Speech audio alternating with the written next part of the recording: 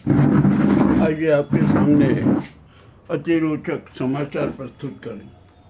हमने जैसे पहले ही सबको सूचित किया था कि संघ और गुजराती गैंग के बीच, टू मैन आर्मी के बीच सत्ता की, स्वार्थ की और कुर्सी की नूरा कुश्ती जारी है। बहुत लंबे समय तक नूरा कुश्ती चली, आज उसका परिणाम भी सामने आ ही गया। न कोई जीता न कोई हारा। मोहन भागवत के अनुसार भाजपा पर संघ का कब्जा रहेगा। मोदी जी प्रधानमंत्री बने रहेंगे, कोई दिक्कत नहीं, हो गया काम सब कुछ। परंतु हम यहाँ पर मोहन भागवत भी संकट में और मोदी भी संकट में। गुजराती गैंग ने तो संघ का पूरा पोस्टमार्टम ही कर दिया, उसको वहाँ धनखोर जमीनखोर बता दिया। अब वो मोहन भागवत को स्पष्टीकरण देना पड़ेगा, यानी संघ की छवि तो खराब हुई ही और मोहन भागवत का बड़ा गलत असर आया। मोहन भागवत अब क्या करेंगे क्या नहीं करेंगे कुछ कह नहीं सकते, और संघ के तो हम किसी बात में अब विश्वास कर ही नहीं सकते। ठीक है, अब ये मोदी जी का सवाल है। उन्होंने ये नूरा कुश्ती लड़के समझौता करके अपनी कुर्सी को बरकरार कर रख ली, किंतु यह भी स्थायी नहीं है। जनता मोदी के विरोध में हर जगह उनकी बेइज्जती हो रही है। जलालत भरी जिंदगी जी रहे हैं और जलालत भरी चरित्र के साथ ही कुर्सी पर आसीन है। अब यहाँ पर उनकी फर्जी डिग्री का मामला सुप्रीम कोर्ट से आ गया। तो डिग्री फेक में निकली, सब निकली, उनको सजा भी होगी, गिरफ्तारी होगी और 6 वर्ष के लिए बैन भी लगेगा। उस समय मोदी अब कुछ नहीं कर सकते। चलिए, ये भी हो गया। अब जब संजय जोशी भाजपा के राष्ट्रीय अध्यक्ष होंगे तो वह मोदी को कुर्सी पर नहीं बैठने देंगे, अमित शाह को कुर्सी पर बैठने नहीं देंगे। वो उनसे कहेंगे कि आप तो है ना बहुत बदनाम हो चुके हो, तत्काल त्याग पत्र दे दीजिए। और यदि मोदी ने नकारा करा तो क्या होगा? और यूं भी भाजपा में 2 फाड़ तो हो ही चुकी है। गडकरी के साथ ही तो गुजराती गैंग ने क्या किया वो भी किसी से छिपा नहीं है। चलिए, अब जो भी हो गया ना, ये तो जो हमने पहले कहा था ना कि ये नूरा कुश्ती हो रही है, वो बात अब सिद्ध हो गई। अब इसमें हमें कुछ भी नहीं कहना, दोनों के चरित्र उजागर हो गए। अब ये सोनम वांगचुक को लेकर बड़ी विचित्र स्थिति बनी हुई है। अब उन पर कार्रवाई होने की है। ये अमित शाह है ना, उनको देशद्रोही और अन्य मामलों में फंसाएंगे, षड्यंत्र रचेंगे, उन पर कार्रवाई होगी। अब ये वांगचुक आखिरकार, सोनम वांगचुक आखिरकार है क्या कोई उनका पाकिस्तानी कनेक्शन है? अब ये यहाँ पर नाजी गैंग ये सिद्ध करने का प्रयास करेगी कि वांगचुक के संबंध पाकिस्तान से भी और कांग्रेस से भी है। अब देखते हैं क्या होता है क्या नहीं होता है। अब वांगचुक को बलि का बकरा तो बनना ही पड़ेगा। ठीक है, अब क्या करते हैं क्या नहीं करते हैं, अब देखते हैं क्या नहीं होगा क्या नहीं होगा। अभी घटनाक्रम चल रहा है, सारा सामने आ जाएगा। अब तो मोदी के खिलाफ महिलाएं भी खड़ी हो गई। दिल्ली में है ना, मोदी के खिलाफ महिलाओं ने मोर्चा खोल दिया। अब देखते हैं कि मोदी जी पे क्या असर होता।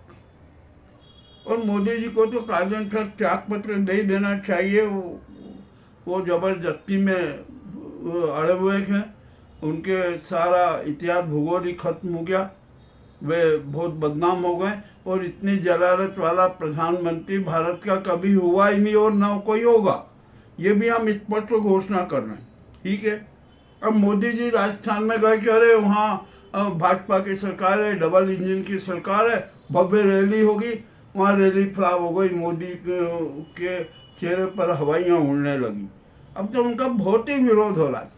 अब तो ऐसा विरोध होने के बाद भी है ना, तो उनको पद पे नहीं बने रहना चाहिए। अब देखते हैं वो कब त्याग पत्र देते हैं। अभी कुछ चर्चा चल के हो सकता है कि मोदी 27 को त्याग पत्र दे दे।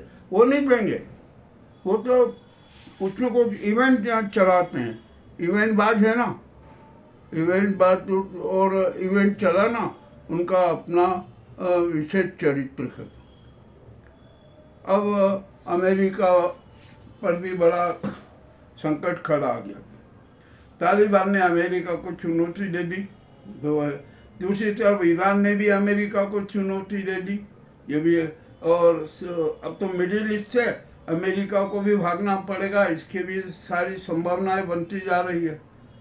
और जब फिलिस्तीन को स्वतंत्र राज्य घोषित तो कर दिया, तो क्या आज़ाद हो गया फिर? ऐसा तो कुछ अभी लग नहीं रहा कि क्या होगा क्या नहीं होगा। अब फिलिस्तीन आज़ाद हो गया, स्वतंत्र राष्ट्र घोषित हो गया, किंतु अमेरिका के पास में वीटो पावर है ना, वो वीटो का उपयोग कर सकता है, तो ये मामला फिर टाइम फिक्स हो जाएगा।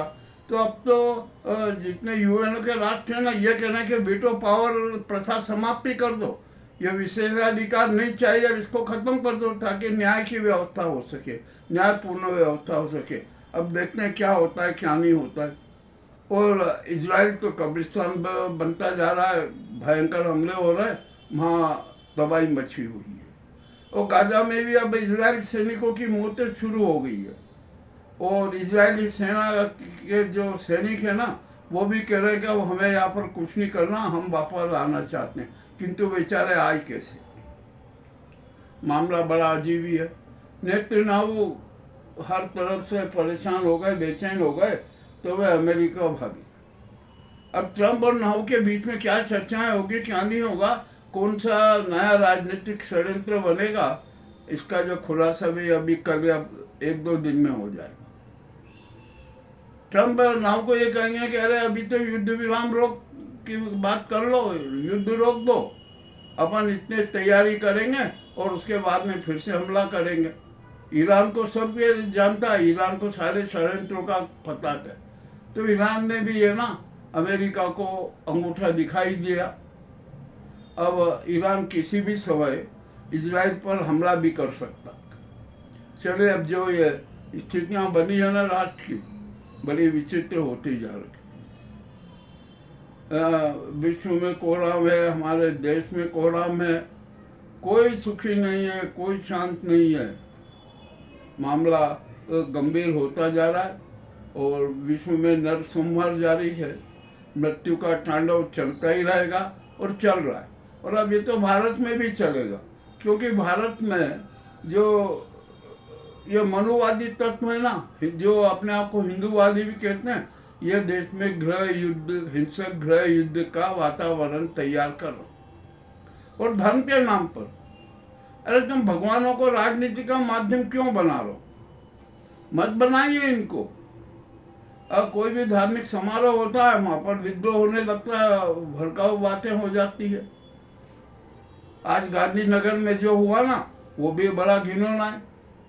आखिरकार हम क्यों विवादित पोस्ट डालते हैं? और यहाँ तब सरकार को चाहिए कि जो वाणी संयमहीन जो टिप्पणी करते हैं, जो भड़काऊ पोस्ट डालते हैं, जो संप्रदायों में संघर्ष करवाना चाहते हैं, उनके बीच में खाई पैदा करना चाहते हैं, ऐसी पोस्ट डालने वालों पर कठोर से कठोर कार्रवाई की जाए।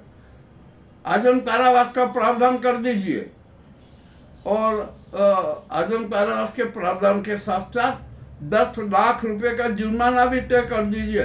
ये जो चिंटू है ना, ये सब फर्जी पोस्ट डालना भूल जाएंगे।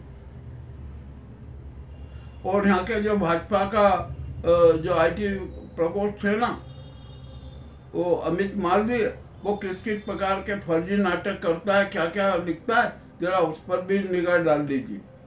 अब तो इनकी सबकी गिरफ्तारी होगी। अरे मोदी गोदी मीडिया है ना, इसकी तो हालत ही खराब होना है, इतनी खराब हो जाएगी कि वो हाथ पैर जोड़ने लगेंगे। जनता उन्हें भी माफ़ नहीं करेगी। अब तो जनता किसी को माफ़ नहीं करेगी, यह भी बहुत स्पष्ट हो चुका है। ये आज के अति रोचक समाचार आपके सामने प्रस्तुत करना थे। ये सारे समाचार सच्चाई भरे हैं, कोई पूर्वाग्रह नहीं है, किसी प्रकार की कोई अफवाह भी नहीं है। अब राष्ट्रपति के खिलाफ भी जनता हो गई है।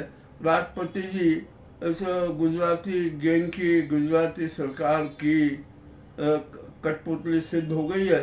जनता उनसे नाराज है। अब देखते हैं राष्ट्रपति जी क्या करते हैं, क्या नहीं करती है। जनता ने तो देश में राष्ट्रपति शासन की घोषणा कर दी है, यह किसी से छिपा नहीं है। और अब हम तो ये नरेंद्र मोदी और इसको ना पीएम मानते नहीं है। अब तो यहाँ की सरकार ही नहीं मानते। अरे वो तो हमारी सेना थोड़ी संयमवादी है। जबकि जनता ने सीडीएस को देश का केयरटेकर पीएम घोषित कर दिया, उनको तो तत्काल पदभार ग्रहण कर लेना चाहिए। और जो देशद्रोही, राजद्रोही, गद्दार, जयचंद, दरिंदे, शातिर शिकारी है ना, उनको गिरफ्तार कर तिहाड़ जेल में डाल देना चाहिए, ताकि देश में शांति स्थापित हो सके। अब राष्ट्र का संचालन सेना करेगी, यह जनता चाहती है। जनता ने निर्णय दे दिया कि जनादेश भी जारी कर दिया। ये आज की अच्छी रोचक बातें थी, आपके सामने प्रस्तुत है। आपको कैसे लगे हमें अवश्य बताएं। बहुत बहुत धन्यवाद।